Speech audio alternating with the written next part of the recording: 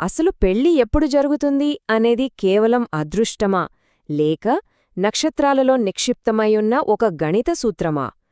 ఈరోజు మనం జ్యోతిష్య శాస్త్రం ప్రకారం వివాహ సమయాన్ని ఒక ఖచ్చితమైన గణిత పద్ధతిలో ఎలా లెక్కిస్తారో అర్థం చేసుకుందాం. ఇది ఆశ్చర్యకరమైన మరియు ఎంతో పద్ధతిగా ఉండే ఒక లోతైన విశ్లేషణ. ఎక్కడా ఆగకుండా డైరెక్ట్గా అసలు విషయంలోకి వెళ్దాం. సరే, ఈ బ్లూ ప్రింట్ గురించి లోతుగా తెలుసుకుందాం. ఈరోజు మనం ముఖ్య అంశాలుగా చూడబోయేవి ఇవి. మొదటవిది వివాహ స్థానాలు, రెండవది ప్రేమ వివాహమా లేక పెద్దలు కుదిర్చినదా అనేది, మూడవది వివాహాన్ని అడ్డుకునే శత్రుస్థానాలు, నాలుగవది గ్రహదశలు మరియు వాగ్దానాలు, చివరిగా ఐదవది గ్రహ సంచారం లేదా గోచారం ద్వారా సమయ నిర్ధారణ. ముందుగా మొదటి అంశానికి వద్దాం. అదే వివాహ స్థానాలు, ఆశాజనక పునాదులు.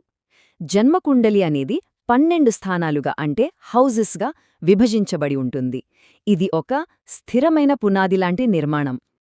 ఇక్కడ ఆసక్తికరమైన విషయమేంటంటే 12 స్థానాలు ఉన్న 4 ముఖ్య స్థానాలు మాత్రమే ఇక్కడ మనం గమనించాలి.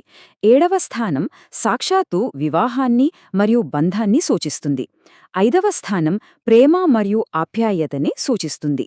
2వ స్థానం కుటుంబ విస్తరణాన్ని మరియు 11వ స్థానం మనమనుకున్న కోరికలు తీరడం ఫుల్ఫిల్మెంట్ను సూచిస్తాయి. ఇది అసలు పునాదులు. మరి ఈ స్థానాలు ఎలా పనిచేస్తాయి? వివాహం జరగాలంటే ఈ 2, 5, 7 మరియు 11వ స్థానాలు కృత్యాశీలమవ్వాలి, అంటే యాక్టివేట్ కావాలి. ముఖ్యమైన పాయింట్ ఏంటంటే అందులో కనీసం 2 లేదా 3 స్థానాలు ఒకేసారి యాక్టివేట్ అవ్వడం తప్పనిసరి. అందులోనూ 7 మరియు 11వ స్థానాలు కలయికకు ఎంతో కిరాకం. ఇవి గట్టిగా యాక్టివేట్ అయితే వివాహం జరుగుతుంది అని ఒక ప్రామిస్ కుండలిలో ఉన్నట్లే లెక్క. ఇప్పుడు మనం మరొక ఆసక్తికరైన అంశానికి వెళదాం. ప్రేమ వివాహమా లేక పెద్దలు కుదిర్చినదా?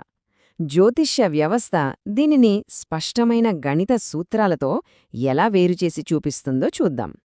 ఇది ఎంత అద్భుతంగా వివరిస్తోందంటే, పెద్దలు కుదిర్చిన వివాహంలో సాధారణంగా 2, 7 మరియు 11వ స్థానాలు యాక్టివేట్ అవ్వడం మనం చూస్తాం. అదే ప్రేమ వివాహమైతే ప్రేమ మరియు అప్యాయతలను సూచించే 5వ స్థానానికి, వివాహానికి ప్రతిరూపమైన 7వ స్థానానికి మధ్య ఒక డైరెక్ట్ కనెక్షన్ ఏర్పడుతుంది.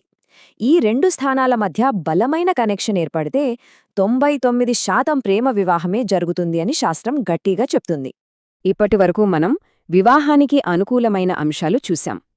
కానీ ప్రతి కథలో విలన్స్ ఉన్నట్టు కుండలిలో కూడా కొన్ని సమస్యలుంటాయి. అదే ఈ విభాగం, వివాహాన్ని అడ్డుకునే స్థానాలు లేదా యాంటీ హౌజెస్. కుండలిలో కొన్ని స్థానాలు అసలు పనిని జరగలివ్వకుండా గట్టిగా అడ్డుకుంటుంటాయి. ఈ వ్యతిరేక స్థానాలు లేదా యాంటీ హౌజెస్ అనేవి ఎలా ఏర్పడతాయంటే దీనికో చక్కటి సూత్రముంది. జ్యోతిష్య శాస్త్రం ప్రకారం ఏదైనా ఒక స్థానం నుండి 12వ స్థానం ఆ ముఖ్య స్థానానికి శత్రువుగా లేదా నశకుడిగా వ్యవహరిస్తుంది. అది ఆ స్థానం యొక్క ముఖ్య ఉద్దేశ్యాలని మరియు ఫలితాలని బ్లాక్ చేస్తూ ఉంటుంది. ఈ సూత్రాన్ని వివాహ స్థానాలకు అన్వయిస్తే విషయం ఇంకా స్పష్టమవుతుంది. వివాహస్థానమైన 7వ స్థానం నుండి లెక్కిస్తే 6వ స్థానం దానికి పెద్ద శత్రువు. అలాగే ప్రేమస్థానమైన 5వ స్థానానికి 4వ స్థానం శత్రువు. ఇక కోరికలు తీర్చే 11వ స్థానానికి 10వ స్థానం వ్యతిరేక స్థానం. ఈ శత్రుస్థానాలు యాక్టివేట్ అయితే వివాహానికి అడ్డంకులెదురవుతాయి. ఇక్కడ ఒక చిన్న థియరీని ఊహిద్దాం.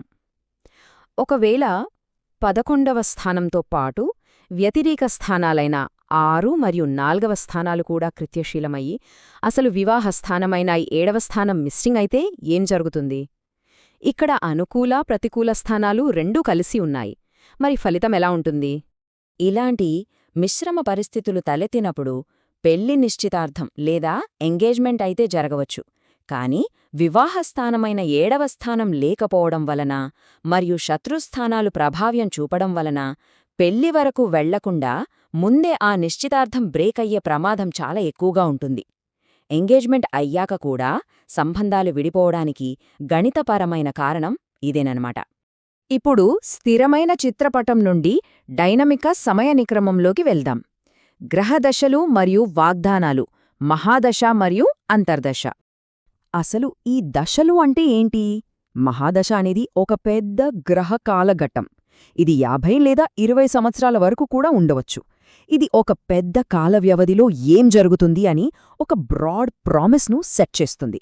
ఇక అంతర్దశ అనేది ఆ మహాదశ లోపల ఉండే ఒక ఉపవిభాగం. ఇది కొన్ని నెలలు లేదా సంవత్సరాలుంటుంది. ఇది ఆ పెద్ద సమయాన్ని ఇంకా కూర్చుగా నిర్ధారించి చూపిస్తుంది. సో ఇక్కడ క్రూషల్ పాయింట్ ఏంటంటే, వివాహం జరగాలంటే ఒక అనుకూలమైన మహాదశ మరియు అంతర్దశ రెండూ కలిసి స్పష్టమైన వాగ్దానం చెయ్యాలి. ఒకవేళ మహాదశ అనుకూలంగా ఉండి అంతర్దశ వ్యతిరేక స్థానాలను మేల్కొల్పితే ఆ ఈవెంట్ అక్కడే తట్టుకుని ఆగిపోతుంది. ఒకవేళ రెండూ కూడా యాంటీ హౌజెస్ని యాక్టివేట్ చేస్తే మాత్రం దశాబ్దాల పాటు వివాహం ఆలస్యం కావచ్చు.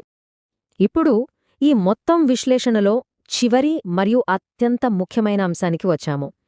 గ్రహ సంచారం లేదా గోచారం. ఇదేనండి ఖచ్చితమైన తేడాని నిర్ధారించే ఫైనల్ ట్రిగర్. జ్యోతిష్యులు దీనిని గోచరం లేదా ట్రాన్సిట్ అంటారు. గోచరం అంటే ఆకాశంలో ప్రస్తుతం గ్రహాలు తిరుగుతున్న రియల్ టైం మూవ్మెంట్. దశలు ఎక్కడ జరుగుతుందో చెప్తే ఈ గోచరం మాత్రం ఆ దశలు ఇచ్చిన వాగ్దానాన్ని అసలు అమలులో పెట్టే ట్రిగ్గర్లా పనిచేస్తుంది.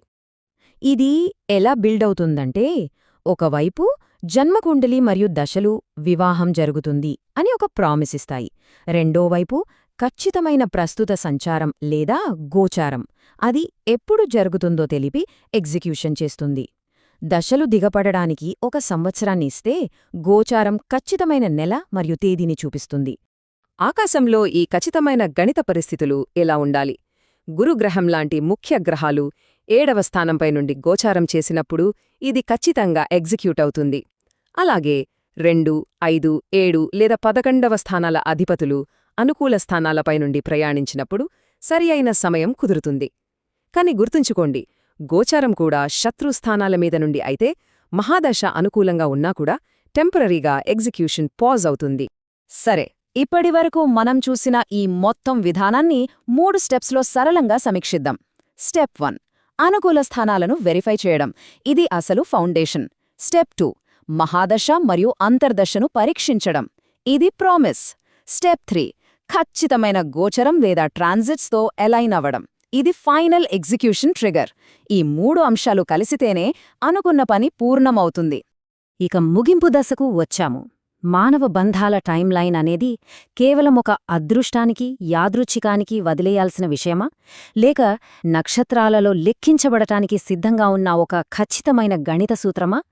100ల సంవత్సరాల క్రితం నాటి ఈ వ్యవస్థలు మానవ బంధాల అనిశ్చితికిని ఇంతలా ఒక పద్ధతి ప్రకారం లెక్కించి చెప్పే ప్రయత్నం చేయడం నిజంగా మైండ్ బ్లోయింగ్ కదా.